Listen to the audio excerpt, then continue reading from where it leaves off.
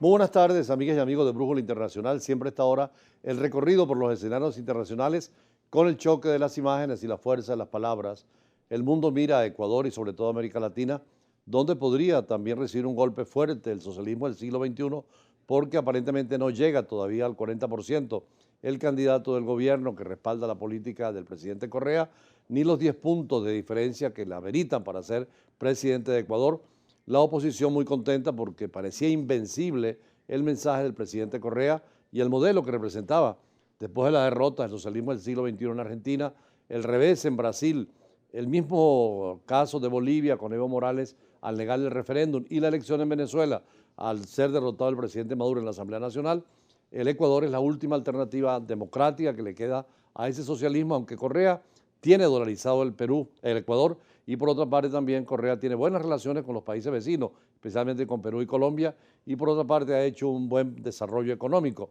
De todas maneras es una situación en la cual se está pensando que pueda pasar, mucha alerta para evitar que dentro del criterio de algunos miembros del gobierno de quedarse en el poder puedan desconocer los resultados electorales, pero también de la oposición que acepte si es derrotada adecuadamente. Lo cierto es que es una situación de la democracia latinoamericana, ya dejamos de lado las dictaduras de derecha o los gobiernos de izquierda radical y estamos en procesos donde los pueblos deciden su futuro sin temor al recurso electoral, porque son las elecciones las que deciden el destino de un país, particularmente cuando un gobierno pierde el afecto del pueblo y necesita un cambio de ideología o de política. Veamos precisamente sobre los candidatos, especialmente para esa segunda vuelta si se da.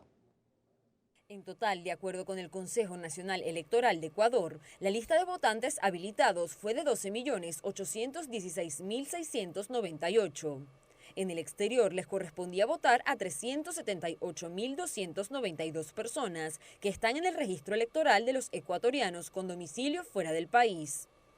Las mesas de votación abrieron este domingo a las 7 de la mañana. Mientras transcurría la jornada, el CNE emitió algunos reportes donde destacó un retraso en la instalación de las juntas receptoras del voto. Sin embargo, todos los recintos funcionaron de manera regular. El presidente del ente comicial, Juan Pablo Pozo, aseguró que en las primeras horas se desarrolló el proceso de forma impecable. Comentó que se celebraba una fiesta democrática en el país. Asimismo, reiteró que en estos comicios también se celebró una consulta popular, en la que los ecuatorianos tuvieron la opción de responder sí o no a una iniciativa de prohibir a los políticos tener capitales en paraísos fiscales. Autoridades destacaron que en 83% de los centros de votación se registró la presencia de delegados de distintas organizaciones políticas, mientras que en 8% de estas juntas estuvieron observadores nacionales e internacionales. La misión electoral de la Organización de Estados Americanos en Ecuador contó con 66 expertos de 17 países como observadores en las mesas de votación. La Unión de Naciones Sudamericanas también tuvo una misión dispuesta para las elecciones en Ecuador. Recuerden que esto es una decisión civil, que sea lo más transparente posible, pero que mañana, lunes, la vida del país continúa y pertenecen a la misma familia, cualquiera sea la decisión que cada cual haya tomado. Aprender a convivir con diferencias. El presidente de la Nación, Rafael Correa, quien no aparece como candidato, ejerció su derecho al sufragio en la Escuela San Francisco de Quito en horas de la mañana y llamó a respetar la voluntad de los ciudadanos. Destacó que durante su mandato se celebraron 11 elecciones, lo que a su juicio demuestra que Ecuador tiene una de las mejores democracias del mundo. La democracia, las elecciones deben unirnos como país. Esto debe ser una fiesta de unidad, de paz, de alegría, de positivismo. Es la oportunidad del pueblo, ¿no? En sus manos tiene su destino, es su oportunidad para decidir su presente y su futuro. 1.843 fue el número total de aspirantes para los 144 cargos que definen los electores al elegir sus candidatos entre los partidos Alianza País, liderado por Rafael Correa, Creando Oportunidades de Guillermo Lasso y Partido Social Cristiano, los cuales se encuentran entre los principales. El Consejo Nacional Electoral emitió un tercer reporte que reflejó la participación en la jornada de elecciones generales de este domingo, el cual alcanzó el 69,58%. Finalmente, a las 5 de la tarde, cerraron las mesas de votación para que se pudiera realizar el escrutinio y recuento de voluntades.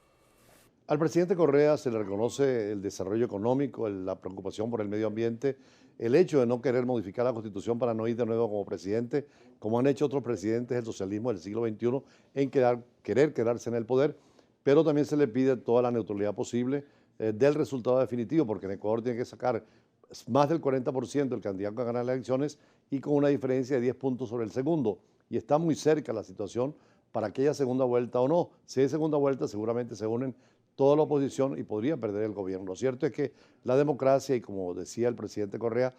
Del ministro Ernesto Villegas. Esta y otras informaciones reseñadas también en nuestro sitio en internet globovision.com. Así despedimos este avance.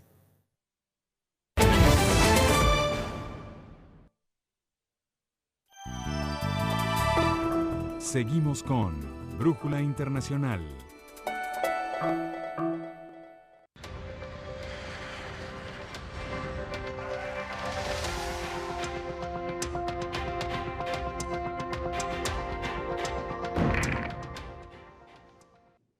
Hoy tenemos a Mario Valdés, internacionalista y abogado, especialista en Derecho Penal Internacional.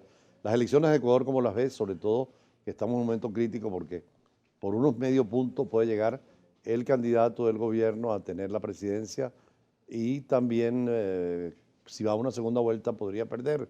Ahí la prudencia en este momento, ¿no? Buenas tardes, embajador, y buenas tardes a nuestra audiencia de este prestigioso canal. Realmente la situación en Ecuador ha creado una atmósfera muy complicada para el gobierno del presidente Correa. Ellos no esperaban, en mi opinión, los resultados, ¿sí? La manera como hicieron la campaña electoral y la conformación para la búsqueda de los apoyos al candidato Lenín les creó un vacío allí que hoy lo están sintiendo. Esa misma realidad la está viviendo también el candidato Guillermo Lasso, que es el candidato de la oposición, y nos damos cuenta anoche cuando todavía no habían terminado, como no han terminado hasta ahora los escrutinios, y la candidata Cynthia Viteri salió precipitadamente, que ella es la representante del Partido Social Cristiano en Ecuador, a prestarle y a garantizar el apoyo y la búsqueda de la unidad para la segunda vuelta, que probablemente se realice el 2 de abril, de no completarse el 40% que requiere la ley electoral de Ecuador, más el 10% que hasta ahora se lo lleva de distancia al segundo competidor. Esto es de acuerdo pues al balotaje, que es el... Esto de la segunda vuelta es interesante porque en Venezuela no existe y es bueno que una segunda vuelta llegue el presidente con más apoyo popular, como en Francia, en Argentina y en tantos países. Sí, en Venezuela no existe, sin embargo, cuando se discutió la Constitución de 1999, varios diputados constituyentes plantearon la posibilidad de la segunda vuelta. Allí parece que hubo una cosa y cuando le plantearon bien al presidente Chávez lo que significaba una segunda vuelta, él como que no estuvo de acuerdo con eso. Y bueno, y los factores fundamentales del MBR en ese momento. Por lo tanto, no hay segunda vuelta en Venezuela. Yo considero que la segunda vuelta es necesaria, es saludable en todos nuestros países. Hay ya bastantes países latinoamericanos, iberoamericanos que realizan la segunda vuelta.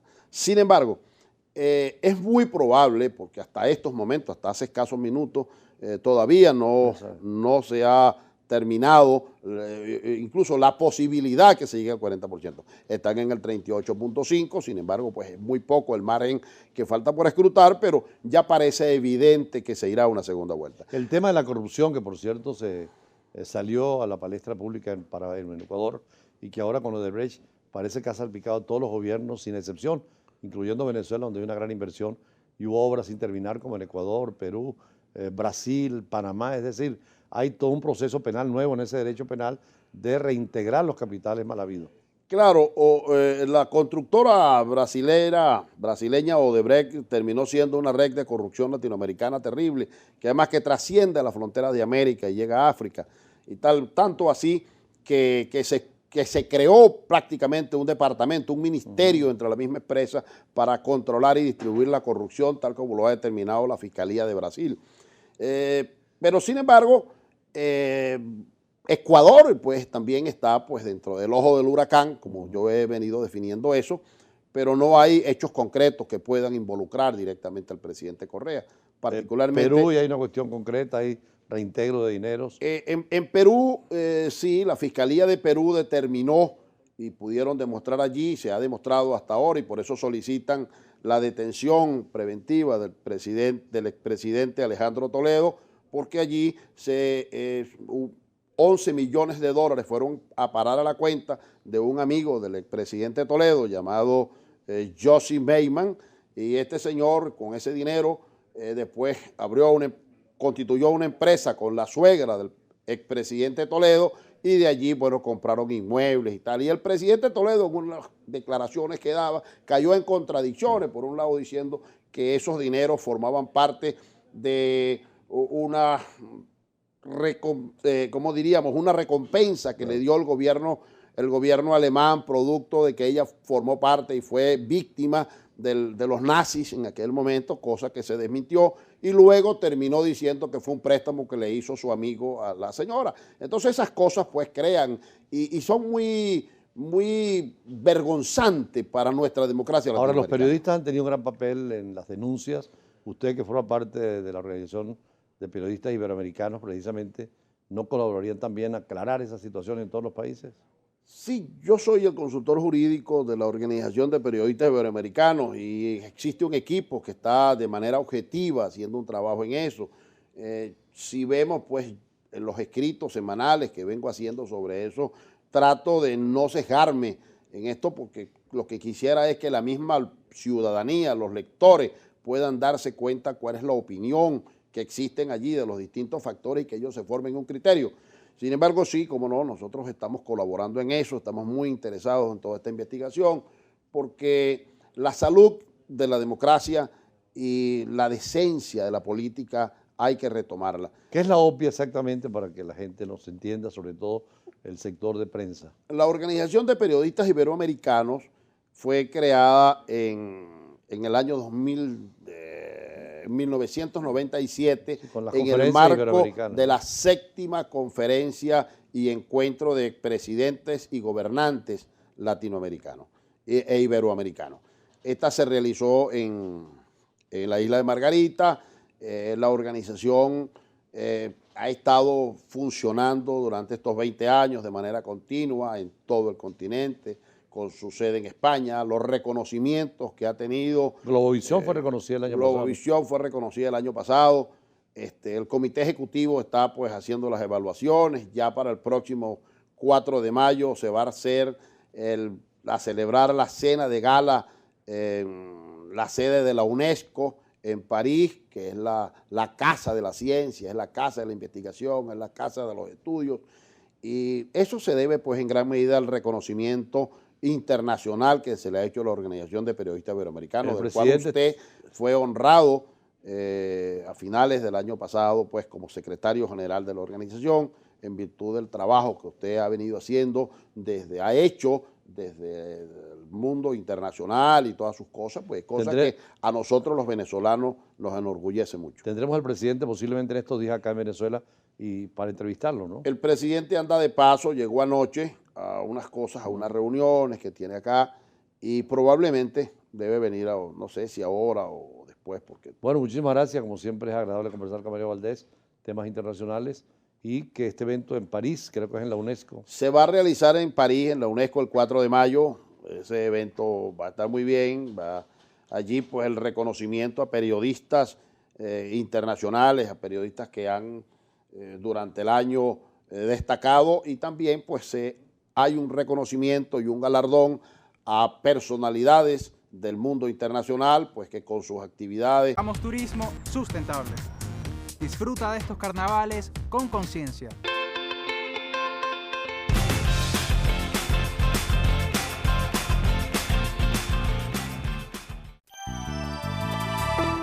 Seguimos con Brújula Internacional.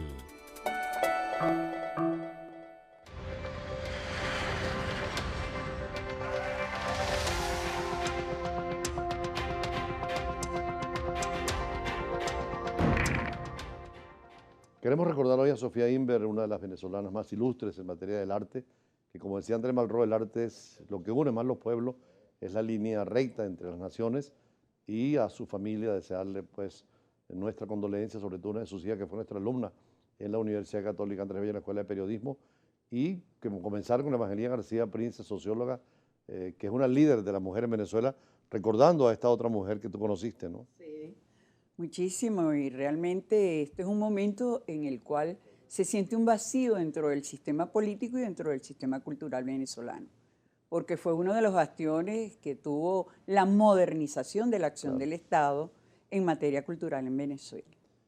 Hablando del rol de las mujeres, tú has hecho muchos cursos y sigues haciendo, no solamente acá en Buenos Aires, en México, entre otros del liderazgo femenino, ¿no? Sí, tengo muchos años en eso. He trabajado para España, para países africanos y para prácticamente casi todos los países de América Latina. Uno de los países en los que menos he trabajado es este. Tú sabes que nadie es profeta en su tierra, pero en otros países, digamos, hay como una trayectoria muy reconocida de la acción de formación de líderes, de mujeres líderes, porque para las mujeres el ejercicio del poder supone cambios que no están supuestos en la identidad de los hombres. El machismo ha marcado mucho la historia latinoamericana, ¿no? Sí. Tal vez la herencia española y árabe que viene detrás. No es solo eso, sino que son 7.000 años de patriarcado, Claro. que ha tenido modulaciones en diferentes culturas y en diferentes épocas, donde realmente los hombres y las mujeres están articulados por unas relaciones de poder, en la cual los hombres siempre han tenido el poder. Y está en la identidad, es inconsciente, es subconsciente. El ejercicio del poder está en los hombres como un mandato fundamental. ¿Cómo romper de su ese identidad. criterio, ese imperativo? Bueno, fíjate que la Organización de las Naciones Unidas, que logró consolidar en varias agencias que actuaban separadamente, en una sola agencia que se conoce hoy como ONU Mujeres, tiene como su subtítulo ONU Mujeres, Igualdad y Empoderamiento. No bastan las legislaciones de igualdad. Es necesario que las mujeres y los hombres pasen por una revisión de la subjetividad de las identidades masculinas y femeninas para que las mujeres aprendan a usar las capacidades del poder personal y llevarlo a la institucionalidad. De hecho, en Naciones Unidas se discutió mucho la posibilidad que por primera vez hubiese una mujer secretaria general. Todos han sido hombres, el actual Gutiérrez o el anterior Ban Ki-moon o el anterior Kofi Annan o el anterior Boutros Ghali, todos siguen siendo el sexo masculino el que domina. Bueno, te voy a decir que ese es uno de los indicadores casi subconscientes de la sociedad del presente, la búsqueda de mujeres para grandes posiciones de poder, porque las mujeres representamos de alguna manera una alternativa diferente al uso del poder entre los hombres. Si tú ves el panorama europeo, que lo conoces perfectamente bien, te encuentras con que una mujer como la Lagarde está al frente del Fondo Monetario Internacional. Y lo ha hecho muy bien Christine Lagarde, ¿no? En Sí, Washington, sí. sí. Pero Angela Merkel, por ejemplo. Está Angela Merkel, están las dos mujeres que se han sucedido en la Gran Bretaña. Teresa May ahorita está dando la hora. Teresa May. Entonces hay un vuelco en el subconsciente de la sociedad buscando a las mujeres para las posiciones de poder, porque de alguna manera la sociedad entiende que las mujeres vamos más por la paz que por la guerra. Aunque en conflictos Golda Meir en el Medio Oriente o también la misma Benazir Bhutto, en tiempos de conflicto fueron muy firmes, ¿no? Fueron muy firmes, pero lograron establecer Sí. una corriente de paz. ¿Qué pasó, por ejemplo, en Centroamérica después de los acuerdos de Esquipula? Que Nicaragua miró hacia una mujer de edad que tenía incluso una discapacidad, que era una mujer que presentaba una imagen maternal, como fue doña Violeta Barrios de Chamorro, de manera tal que Pacificó el país, ¿no? totalmente pacificó el país. Y hizo posible la transparencia de Es poderes. que yo tuve la oportunidad después de los acuerdos de Esquipula de trabajar con Naciones Unidas en Nicaragua y era realmente maravilloso. ¿Sabes lo que hacía doña Violeta? Convocaba el liderazgo de los partidos políticos, incluyendo al sandinismo, hacia el corredor de su casa y sentados ahí en los mecedores. Ella los trataba como que si fueran hijos y logró que se hablaran y logró la construcción de una sociedad donde realmente no existían instituciones, no existían organizaciones de la sociedad civil, no existían sindicatos, no existían gremios, y eso se construyó en la época de doña Violeta con ese tono de la mujer que no quería el conflicto. Ahora, en Europa parece que hay más educación para eso. y de hecho hay muchas líderes femeninas y ha existido el liderazgo femenino. En América Latina todavía está retrasado el criterio. Absolutamente, porque ha habido mujeres presidentas, pero que son o herederas de un hombre, como por ejemplo los casos más claros son los de Kirchner, Argentina. No, pero Perón no y solo la los dos, sí. Kirchner, Y la es que las anteriores Eva también. sí. Eva Perón y luego la segunda esposa de Perón, sí. ahora la Kirchner. Y si lo ves en otros países de América Latina donde han emergido mujeres, también están vinculadas a los roles de algunos hombres que han sido muy poderosos. De hecho, en Perú querían poner la presidenta, la esposa. Sí. En Ecuador se habló también de que pudiera ir. Sí. Sin embargo, el liderazgo femenino, como tú dices, tiende más a la paz. Sí. No hay, una mujer difícilmente lanza una guerra a un país. Así es, y si tú ves la historia universal de la comunidad internacional, la historia universal es la historia de las guerras, de las matanzas, de las anexiones territoriales. Es decir, es la historia del conflicto y el gran protagonista del conflicto ha sido el hombre. Ver hacia lo femenino es ver hacia una identidad de género que en la subordinación ha aprendido a cuidar la naturaleza, a cuidar la generación, a tener, digamos, un énfasis fundamental en el cuidado más que en la destrucción. Por eso tal vez en algunos países hablan de la paridad, es decir, si van a elegir a congresantes o a concejales, que la mitad al menos sean mujeres, ¿no? 40, 60 o 50 y 50 no es que se está hablando en algunos países. Desde los años 90 hubo un acuerdo de las mujeres europeas que se conoce como la Declaración de Grecia, en la cual se estableció el compromiso de las mujeres de los partidos en luchar por la paridad. Pero la resistencia en América Latina es muy grande. Y eso es en la izquierda y en la derecha y en el centro. Totalmente. Hemos logrado en América Latina algunas cosas importantes. Por ejemplo, ya México tiene la paridad en la Constitución, como 50 y 50. Por ejemplo, en Chile está el 40-60. Pero qué difícil en otros países de América Latina, como por ejemplo en el nuestro. Nosotros hemos hecho, las mujeres organizadas de Venezuela, hemos intentado esto en 3 oportunidades cercanas, a ver si se logra la paridad, pero no lo... ONG, fundaciones, emprendimiento, alimentación, música, tips informativos, iniciativa en la red. Otra visión. Sábado, 1 de la tarde. Por Globovisión. Seguimos con Brújula Internacional.